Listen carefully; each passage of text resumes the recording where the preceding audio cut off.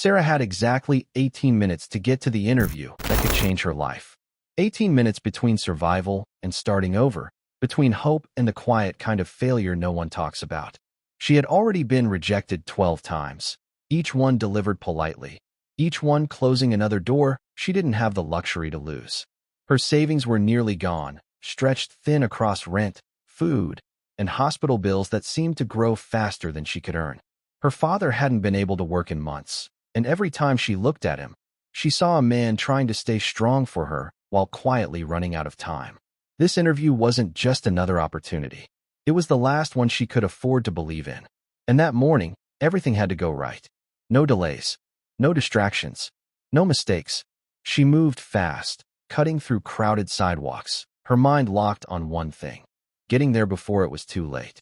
Every second felt heavy, like it carried consequences. She checked her watch again. 16 minutes now. Then 14. The city moved around her, loud and indifferent. People rushing past with their own lives, their own problems, their own destinations. No one noticed her. No one knew what this day meant to her. And maybe that's what made what happened next feel so unbearable. Because just ahead, a few steps from where she was walking, a man collapsed. Not slowly, not in a way that could be ignored. He fell hard, his body hitting the pavement with a sound that made people turn their heads for a moment and then keep moving. Sarah stopped. For a second, just a second, everything inside her froze. The clock, the noise, the pressure. She looked at him, then at her watch. 12 minutes. Someone else would help, she thought. Someone closer. Someone with more time. But no one did. People walked around him. Some glanced. Most didn't. And in that moment, Sarah understood something she hadn't expected to face that morning. Sometimes the world doesn't pause for what's right. It keeps going, and it leaves the decision to you. She took a step forward, then another. And just like that, her 18 minutes started to disappear in a way she couldn't get back. Before we dive deeper, let us know in the comments where you're watching from. We'd love to hear from you. And don't forget to hit that subscribe button so you never miss any of our upcoming videos. By the time she reached him, he was barely conscious. His breathing was uneven, his hands trembling as if his body was fighting something it couldn't win alone. Up close, he didn't look like someone anyone would notice twice. Worn clothes, tired face, the kind of person people pass every day without thinking. Sarah knelt beside him, her heart racing now for a different reason. She called out, asking if he could hear her, if he could respond, but his eyes only flickered. She looked around again, hoping someone else would step in, someone who could take over, someone who would give her permission to leave. But the crowd kept moving, and the space around them felt strangely empty, like the moment had chosen her and no one else. Her phone felt heavier in her hand than it should have. She dialed for help, her voice tighter than she wanted it to be as she explained what was happening, where they were, how quickly they needed someone to come. The operator asked questions. She answered. Time slipped. 10 minutes. Then 8. She could feel it now, not just as numbers on a watch, but as something closing in on her future. Every second she stayed there made it harder to imagine walking into that interview room, sitting across from someone who had never heard of her struggle and convincing them she was exactly who they needed. The man shifted slightly, his hand brushing against hers, and for a moment, his grip tightened just enough to feel intentional. It wasn't strong. It wasn't steady, but it was there. And something about that small, fragile connection made leaving impossible. Because suddenly, this wasn't just about time anymore. It was about choice. About who she would be when this moment was over. 7 minutes. She knew the route to the office. She knew exactly how long it would take if she left now. If she ran, if everything went perfectly, she could still make it. Barely. She could still salvage what she had been working toward for months. But she also knew something else. If she stood up and walked away, there would be no undoing it. No explanation that would make it sit right later. No version of the story where she didn't remember this moment every time she thought about what kind of person she was. The sirens were still nowhere in sight. 6 minutes. She stayed. And in that decision, quiet and unseen by the world moving around her, Sarah gave up the one thing she couldn't afford to lose, without having any idea what that choice would eventually cost her, or what it might return. What kind of person sacrifices everything for a stranger? It's a question most people believe they know the answer to, at least in theory, when the stakes are distant and the consequences feel abstract. But for Sarah, this wasn't theoretical. This wasn't a story she heard or a situation she could observe from a safe distance. It was real, immediate, and unfolding faster than she could think. And the truth is, decisions like this don't come with time to weigh the options or consult what feels logical. They arrive unannounced, demanding something from you before you've had the chance to prepare. In that moment, Sarah wasn't thinking about philosophy or morality. She was thinking about time, about survival, about everything that depended on her walking into that interview room and not being late again. Did Sarah just ruin her only chance? Because from where she was kneeling on that cold pavement, with the man's breathing growing weaker and the clock continuing its quiet countdown, it certainly felt that way. Opportunities like hers don't come often, and when they do, they don't wait. She knew how this worked. Employers don't ask why you're late. They don't make room for stories, no matter how real or justified they are. They move on to the next person, the next resume, the next candidate who showed up on time. And Sarah had seen it happen before, more than once. Each rejection had taught her the same lesson in a different way. Timing matters more than effort, and excuses rarely change outcomes. And why would this moment come back to change her life? Because what seemed like a small, almost invisible decision in the middle of a busy street was anything but small. Moments like this have a way of carrying weight long after they pass, shaping outcomes in ways no one can predict at the time. Sarah didn't know it yet, but the choice she made in those few minutes would follow her, quietly at first, then all at once. Not as regret, not as something she wished she could undo, but as something that would return when she least expected it, forcing her to confront the true cost and the true value of what she had done. 18 minutes. One decision. No going back. And as the seconds continued to slip through her hands, Sarah was no longer just racing against the clock. She was stepping into a story that had already begun to change her life, even if she couldn't see it yet. Sarah was 32 years old, the kind of person who believed that if you worked hard enough, stayed disciplined enough, and refused to take shortcuts, eventually something would give. She wasn't chasing luxury or status. She was chasing stability, the kind that lets you sleep at night without calculating how long your savings will last. Just 3 months earlier, she had packed everything she owned into 2 suitcases and moved to a new city, leaving behind the only place she had ever known. It wasn't a reckless decision. It was a necessary one. Back home, opportunities had dried up, and staying meant slowly falling behind. Leaving meant risk, but at least it offered a chance. That chance came with pressure she carried quietly. Her father had been sick for over a year, the kind of illness that doesn't just affect health, but drains everything around it. Medical bills stacked up faster than she could keep track of, each one a reminder that time wasn't on their side. He tried to hide how much pain he was in, but Sarah could see it in the way he moved, in the way he paused before standing, in the way he spoke less than he used to. And then there was her younger sibling, still in school, still depending on her in ways that went beyond money. To them, Sarah wasn't just family. She was the plan, the one who left so she could come back with something better. But reality didn't match the plan. Since arriving, she had applied everywhere she could, sending out applications late into the night, tailoring each one carefully, refusing to cut corners even when it would have been easier. 47 applications, 15 interviews, 12 rejections, each one polite, each one final. And with every, we regret to inform you, something tightened inside her. Because every rejection wasn't just a no. It was another bill unpaid, another week of uncertainty, another reminder that effort doesn't always lead to results as quickly as you need it to. Her apartment reflected that reality. Small, bare, functional. There were nights she sat on the edge of her bed, laptop open, refreshing her email long after midnight, hoping for something different. Mornings came too quickly, pulling her back into the same routine of trying again, even when the last attempt hadn't worked.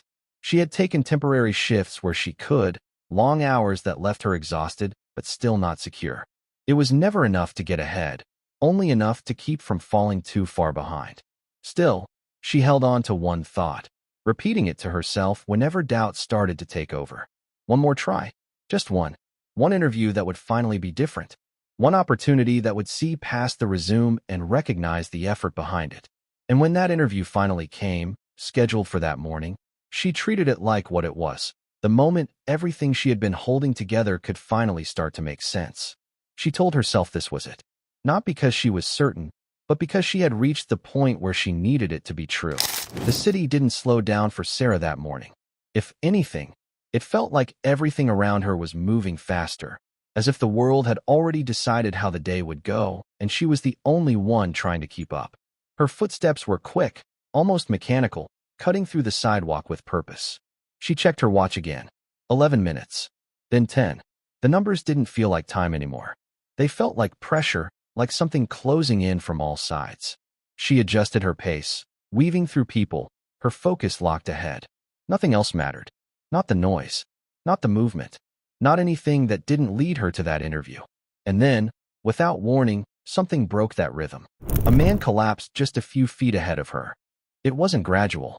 It wasn't something easy to overlook. One moment he was standing, unsteady but upright, and the next, he hit the ground hard enough to turn a few heads. For a brief second, the movement around him slowed. People noticed. Eyes shifted. But then, almost as quickly, the moment passed. The crowd adjusted, stepping around him, continuing forward as if nothing had happened. Cars moved along the street beside them, steady and indifferent, their engines blending into the background like a constant reminder that time wasn't stopping for anyone. Sarah stopped. Her body reacted before her mind could catch up. She stood there, caught between two realities unfolding at the same time. In one, she kept moving, reached the building, walked into that interview, and held on to the future she had been fighting for. In the other, she stepped out of line, broke her momentum, and risked everything for someone she didn't know. She looked at the man, then at her watch. 9 minutes. People were still passing by. Some glanced down briefly, others avoided looking altogether. No one stopped. No one stepped in. The space around him felt strangely isolated, like the moment existed outside of everything else. And in that silence, the decision became unavoidable. If she stopped, she'd be late. If she didn't, she'd remember it forever. Her chest tightened, not from the run, but from the weight of what she knew she had to choose. She exhaled slowly, as if bracing herself, and then she moved toward him. Not quickly this time. Not rushed. Just certain. She knelt beside him, her hands steady despite everything else racing inside her. Up close, his condition was worse than it looked from a distance. His breathing was shallow, uneven, his face pale in a way that didn't feel temporary. "Can you hear me?" she asked, her voice firm but controlled. There was no clear response, just a faint movement, a sign that he was still there, still holding on. She supported him carefully, helping him sit up slightly, making sure he didn't collapse further. Her phone was already in her hand as she called for help, giving the details, answering the questions, doing everything she could in the moment she had chosen. But even as she spoke, she knew. Every second she spent there was a second she couldn't get back. She didn't check her watch again. She didn't need to. She could feel it. The interview wasn't slipping away anymore. It was gone. And just like that, the interview was gone. By the time the ambulance arrived and the paramedics took over, Sarah had already lost track of how much time had passed. Not because she wasn't aware of it, but because at some point, keeping count stopped mattering. The decision had already been made. The outcome had already begun. She stepped back as they worked, answering a few final questions before they nodded, signaling that she could go. And for a brief second, she stood there, unsure of what go even meant anymore. Then instinct took over, and she started moving again, retracing her steps, but this time with a different weight in her chest. When she finally reached the building, the one she had memorized in her mind for days, it looked exactly the same as she had imagined. Clean, professional, unforgiving. She walked in, slightly out of breath, her composure held together just enough to get her to the front desk. She gave her name, her voice steady but quieter than before, as if some part of her already knew what was coming. The response was polite, quick, final. They had moved on. The interview slot had passed. The hiring manager was no longer available. There were other candidates, other schedules, other priorities. No room for explanation and no interest in hearing one. She nodded, thanked them, and stepped back, the conversation ending almost as soon as it began. No raised voices, no confrontation, just a door closing in the most ordinary way possible. And that was it. No second chance, no reconsideration, just silence. She stepped outside, the noise of the city returning all at once, but it felt distant now, like it belonged to a world she wasn't fully part of anymore. For a moment, she stood still, taking it in, letting the reality settle without trying to fight it. Then she started walking, not in a hurry this time, not chasing anything, just moving forward because standing still felt heavier. Her phone stayed quiet. No calls, no messages, no sudden change in direction. Each step home felt longer than it should have, not because of the distance, but because of what it represented. The opportunity she had built everything around was gone, replaced by the same uncertainty she had been trying to escape. And for the first time since that morning began, the question surfaced, not as doubt, but as something quieter, more difficult to answer. Was it worth it? She didn't answer it. Not yet. Maybe she couldn't. Maybe the answer didn't exist in that moment. But one thought stayed with her, steady and unshaken, even as everything else felt uncertain. Doing the right thing doesn't always feel right at first.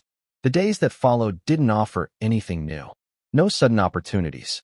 No unexpected relief. Just the same routine repeating itself in quieter, heavier ways. Sarah went back to what she knew, applying again, checking emails, taking whatever temporary work she could find to keep things from falling apart completely. The city didn't change for her, and neither did her circumstances. If anything, the silence after that interview felt louder than the rejection itself. It wasn't just that she had lost the opportunity. It was that nothing came in to replace it. The space it left behind stayed empty. A few days turned into a week. Then another. Time moved the way it always does, steady and indifferent.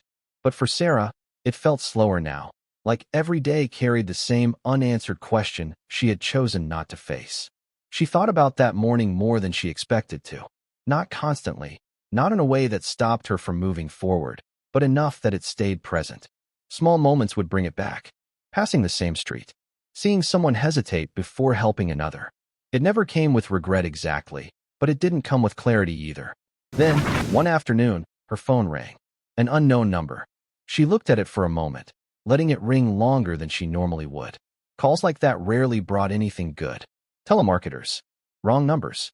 Empty interruptions that led nowhere. She let it go. The silence returned just as quickly as it had been broken, and she set the phone aside without thinking much more about it. A few minutes later, it rang again. Same number. This time, she picked it up, only for the call to drop before she could say anything. She frowned slightly, more confused than concerned now, and checked the screen as if it might explain itself. It didn't. Just a number she didn't recognize, calling at a time that didn't feel random anymore. Then a message came through. Short, direct, unfamiliar.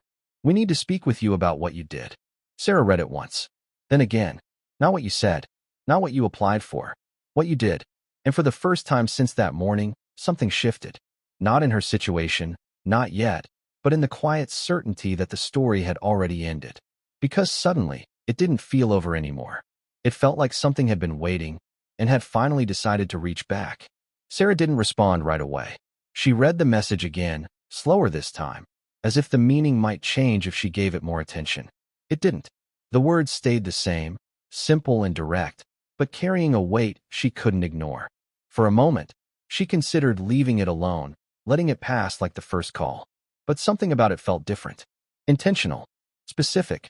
And before she could talk herself out of it, she called the number back. The voice on the other end was calm, measured, and unfamiliar. They asked if she was available to come in, gave her a location, and mentioned the company name. The same company. The same building she had walked out of just weeks before. Sarah hesitated, not because she didn't understand, but because she didn't. Nothing about this made sense yet. But she agreed, more out of instinct than certainty, and ended the call with more questions than answers. When she arrived, the atmosphere felt different from the first time. Not in appearance, but in tone. She was escorted inside without the usual waiting, guided through hallways she hadn't seen before, and asked to sit in a room that felt more private than anything she had expected. The silence there wasn't uncomfortable. It was deliberate. Then someone walked in. They didn't start with small talk. They didn't ask about her qualifications or revisit the interview she had missed. Instead, they asked her about that morning. About the man. About what she saw, what she did, and why she chose to stop when no one else did. Sarah answered honestly, not trying to shape the story into something it wasn't. She explained what happened the only way she could, simply, without exaggeration, without expectation. And then they told her. The man she had helped wasn't just anyone. He wasn't a stranger lost in the background of a busy street. He was the father of the company's founder, a man whose name wasn't widely known, but whose influence shaped everything behind the scenes. He had been out that morning on his own, against advice, and what happened could have ended very differently if no one had stepped in. But someone had, and someone had seen it. Not just that she stopped, but how she did it. The way she stayed. The way she chose to help without hesitation once the decision was made. It wasn't recorded for recognition. It wasn't meant to be noticed. But it was. The room grew quiet again, not because there was nothing left to say, but because the weight of what had just been revealed needed a moment to settle. Then came the words that would stay with her long after she left that room. You didn't just stop, you chose integrity over opportunity. And in that moment, Sarah realized that what she thought she had lost hadn't been lost at all. What happened next wasn't rushed, and it wasn't exaggerated. It unfolded in a way that felt deliberate, almost as if the outcome had been waiting for the right moment to reveal itself.